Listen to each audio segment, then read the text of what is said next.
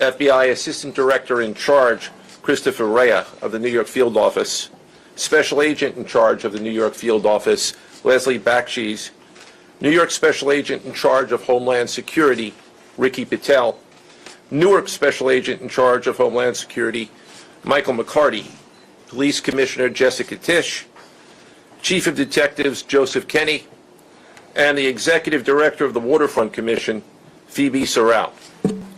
I'm now going to turn the podium over to FBI Director Kash Patel.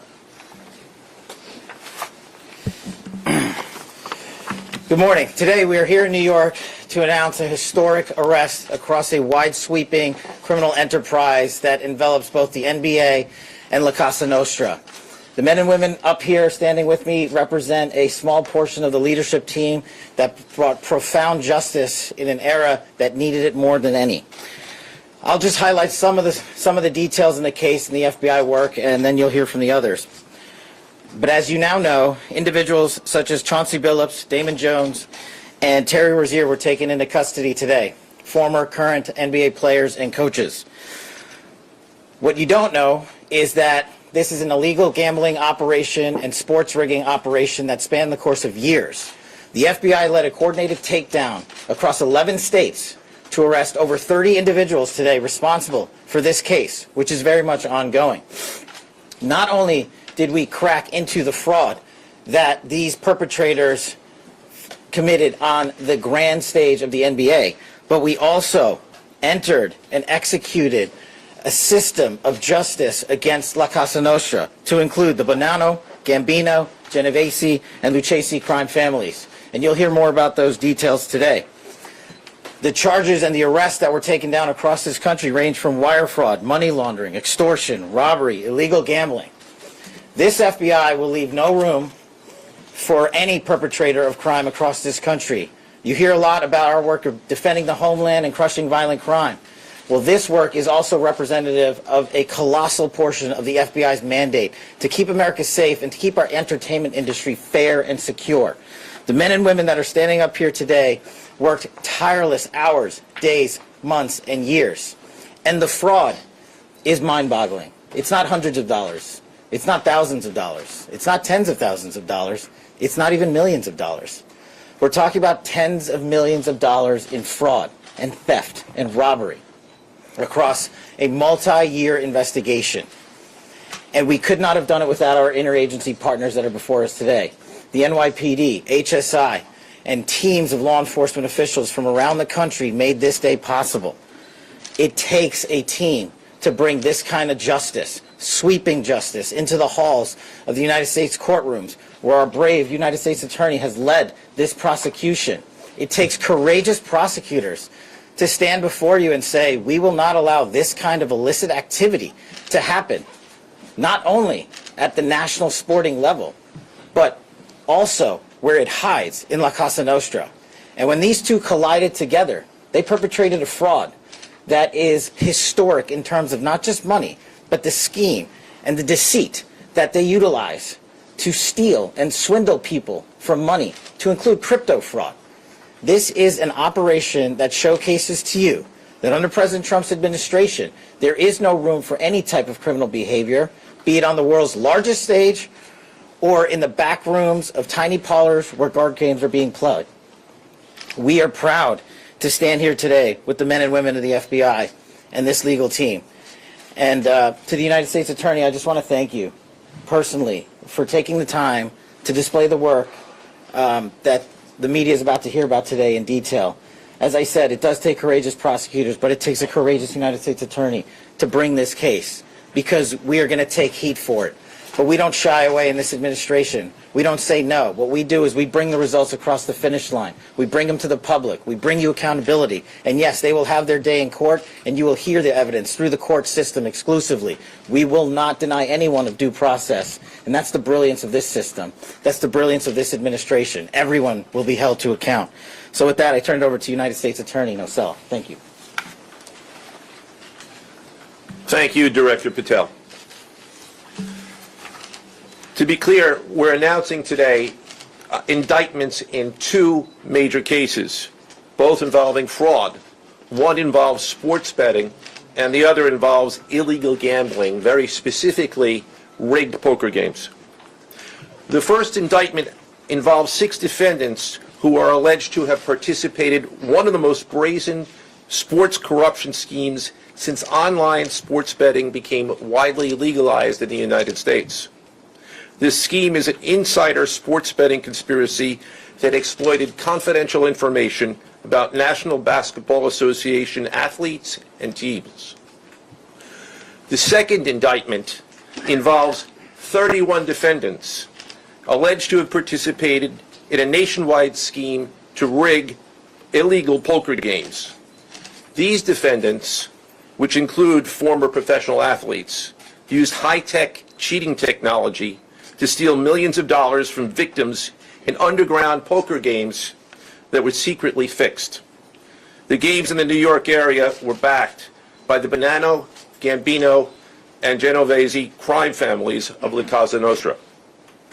While the cases are separate, there are 3 overlapping defendants charged in both cases: Damon Jones, Eric Ernest, and Shane Hennon. The indictments in these cases contain only allegations, and the defendants are presumed innocent until they are proven guilty in a court of law. But my message to the defendants who've been rounded up today is this: your winning streak has ended.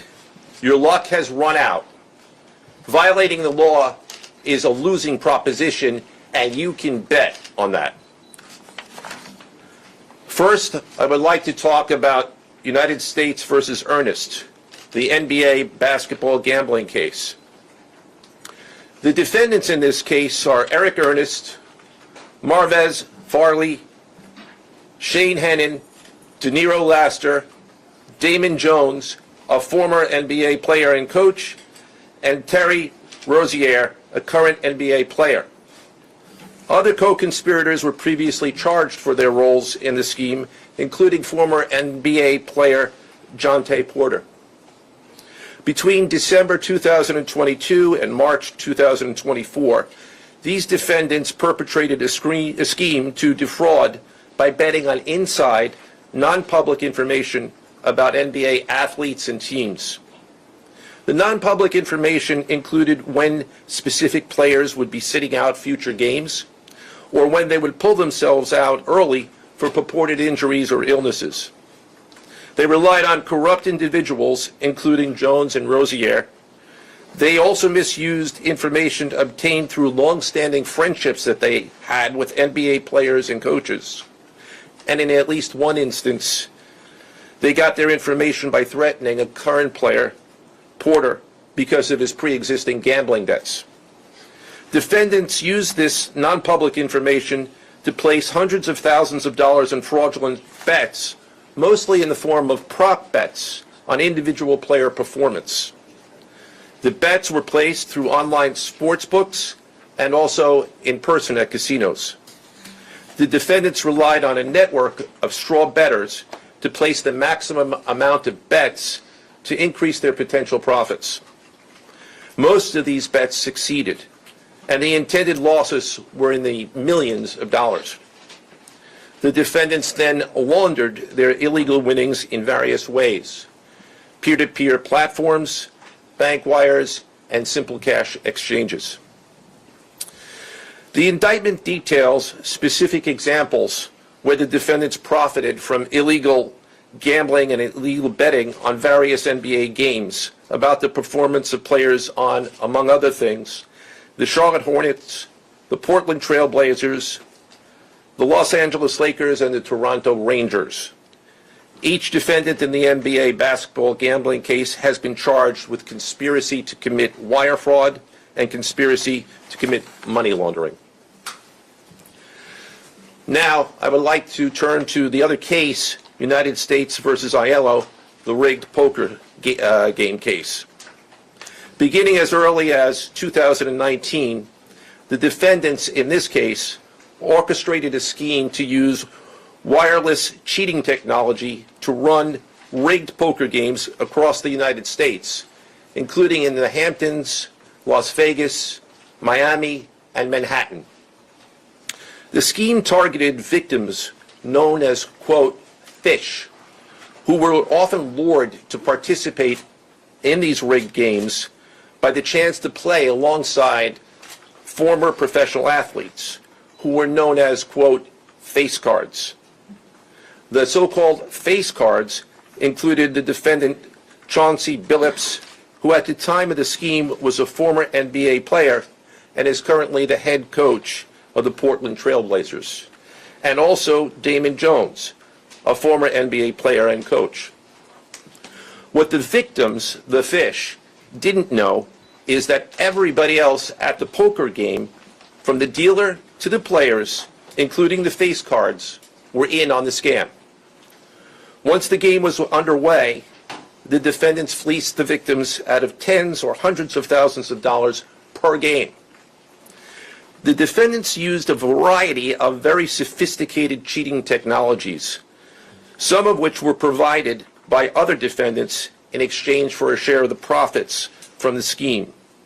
For example, they used off-the-shelf shuffling machines that had been secretly altered in order to read the cards in the deck, predict which player at the table had the best poker hand, and relay that information to an off-site operator. The off-site operator sent the information via cell phone back to a co-conspirator at the table, and that person at the table was known as the quarterback. The quarterback then signaled secretly the information he had received from others to others at the table, and together they used that information in order to win their games and to cheat the victims.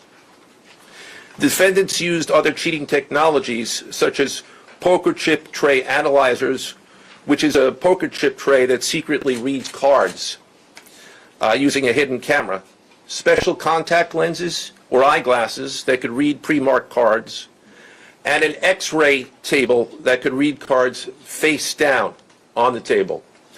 What you see depicted on the screen right now is an example of the X-ray table that reveals the cards. Although they are face down on the table, they can be read because of the X-ray technology. The Mafia, specifically members and associates of the Bonanno, Gambino, and Genovese organized crime families, had pre-existing control over non-rigged, illegal poker games around New York City. As a result, they also became involved in the rigged poker games, helping to organize the games and taking a cut of the proceedings, and working to enforce the collection of debts. The defendants laundered their proceeds, including through cash